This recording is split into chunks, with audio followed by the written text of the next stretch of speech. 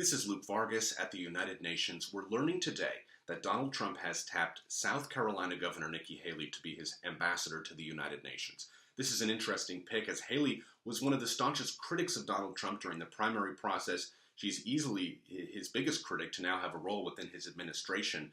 She endorsed Marco Rubio just days before the South Carolina primary. When he dropped out, Haley threw her support behind Ted Cruz, all the while really casting a lot of criticism on Donald Trump for some of his foreign policy proposals, including a proposed ban on Muslims entering into the United States, which Haley had described as un-American, as an embarrassment to the Republican Party. That said, Haley's pick could signal a newfound openness on Trump's part to bring people into his administration who may not be his closest political allies, but by giving them experience, he is helping the Republican Party out in the long run. Bear in mind, RNC Chairman Reince Priebus is now Trump's chief of staff, and Haley was long viewed and is still viewed as a rising star within the party, someone that Priebus in particular quite liked.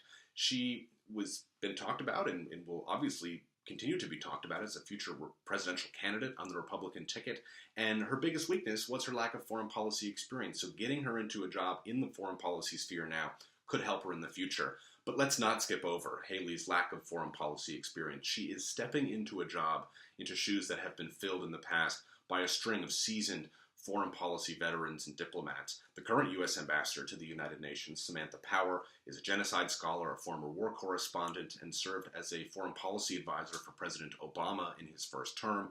Before that, Susan Rice was a Clinton-era State Department appointee and a senior fellow at the Brookings Institute. Haley's supporters point to her role in foreign trade as one of her foreign policy strengths. She has conducted trade missions to India in her role as South Carolina governor in an attempt to bring foreign investment to her home state. But trade is not on the UN agenda. And India, as a country within the United Nations, punches well below its weight. It's not really clear what advantage Haley's ties to India have for U.S. diplomacy, particularly at the United Nations. That doesn't mean, though, that she can afford to lay low, because Trump's UN agenda, namely pulling the United States out of the Paris Agreement on climate change and withdrawing U.S. support, pledged support in the order of tens of billions of dollars to UN climate change programs, means she's basically going to walk into the UN and emerge right away as a very bad cop within the system. The Paris Agreement on climate change went into force just days before the presidential election, and more than 100 countries representing 80% of global carbon emissions have backed the deal. So the U.S. leaving that agreement could leave the agreement as a whole in disarray, and the world perhaps without a leader on climate change.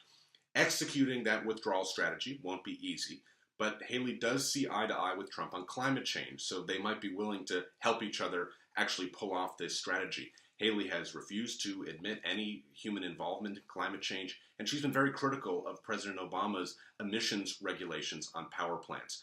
In closing, Haley is the least experienced pick to be the U.S. ambassador to the United Nations in modern history. But the United Nations is having something of an existential crisis of its own right now.